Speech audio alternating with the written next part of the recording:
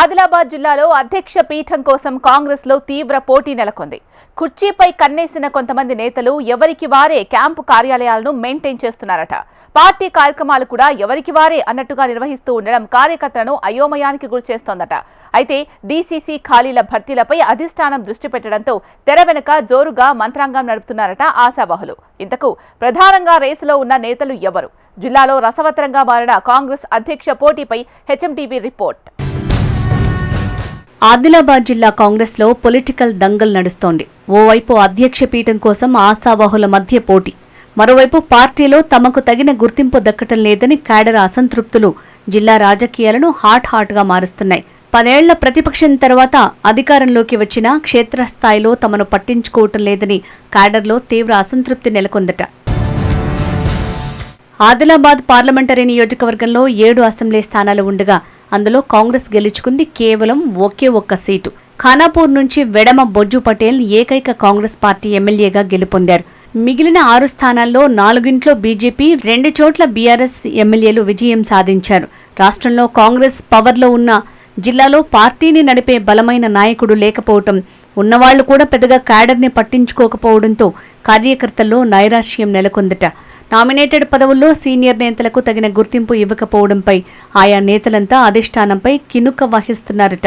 ఎన్నికల్లో జెండా మోసి పార్టీ వెంట నడిచిన క్యాడర్ లీడర్లకు గుర్తింపు దక్కటం లేదని నిరాశలో మునిగిపోయారట. జిల్లాలోని గ్రామ, మండల, నియోజకవర్గ స్థాయిల్లో జరిగే సమావేశాల్లో గ్రూప్ వార్లు బయటపడుతున్నాయట. నెల రోజుల క్రితం ఆదిలాబాద్లో జరిగిన పార్టీ జిల్లా స్థాయి సమావేశంలో సీనియర్లు గ్రూపులుగా విడిపోయి కుర్చీలతో బాహాబాహీకి దిగిన ఘటన చర్చకు దారితీసింది. మాజీ పీసీసీ నేత గంప్రీత్ సుజారా, మాజీ డీసీసీ అధ్యక్షులు సాజిద్ ఖాన్, మాజీ మార్కెట్ కమిటీ చైర్మన్ సంజీవ్ రెడ్డిలు గత అసెంబ్లీ ఎన్నికల్లో ఎమ్మెల్సీ టికెట్ ఆశించి భంగపడ్డారు. టికెట్ దక్కలేదనే అసంతృప్తితో వారు పార్టీకి వ్యతిరేకంగా పనిచేస్తున్నారనే ఆరోపణలతో అప్పట్లో ఈ 3 బలమైన నేతల్ని పార్టీ నుంచి సస్పెండ్ చేశారు. అప్పటి నుంచి డీసీసీ పీఠం ఖాళీగా ఉంటోంది. మొన్నటి ఎన్నికల్లో పోటీ చేసి ఓడిన ఎన్ఆర్ఐ కంది శ్రీనివాసరెడ్డి ప్రస్తుతం పార్టీకి జిల్లా ఇన్ఛార్జిగా కొనసాగుతున్నారు. ఈ నేపథ్యంలో కంది క్యాంప్ ఆఫీస్ పార్టీ కార్యక్రమాలకు కేంద్రంగా పనిచేస్తోంది. ఏ మీటింగ్ జరిగినా ఇక్కడే నిర్వహిస్తూ అన్నీ తానై పార్టీని నడుపుతున్నారు. అయితే జిల్లా ఇన్ఛార్జ్ కంది శ్రీనివాసరెడ్డి పార్టీలో సీనియర్లను పట్టించుకోకుండా వ్యవహరిస్తున్నారని మరో వర్గానికి చెందిన నేతలు అప్పట్లో స్వయంగా మంత్రి సీతక్కకు, పీసీసీ అధ్యక్షుడికి ఫిర్యాదు చేశారు.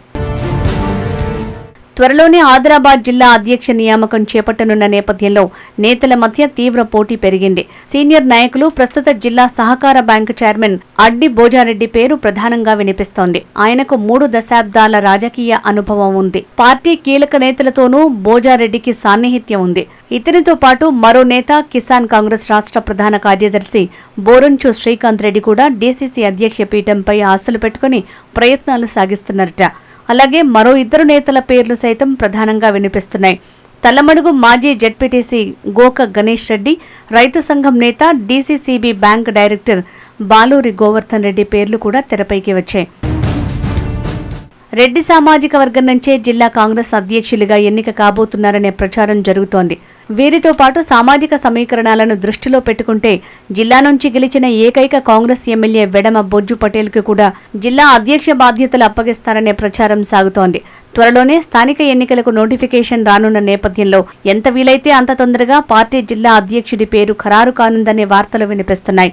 మన్యం జిల్లాగా పేరున్న ఆదిలాబాద్లో గత ఎన్నికల్లో అంతగా ప్రభావం చూపకపోవడంతో పార్టీని బలంగా జనాల్లోకి తీసుకువెళ్లే వారికే హస్తం పగ్గాలు అప్పగించాలని చూస్తోంది అధిష్టానం. ప్రభుత్వ సంక్షేమ పథకాల అమలుపై పెద్ద ఎత్తున ప్రచారం చేసి పార్టీని బలోపేతం చేయాలని చూస్తున్నారు.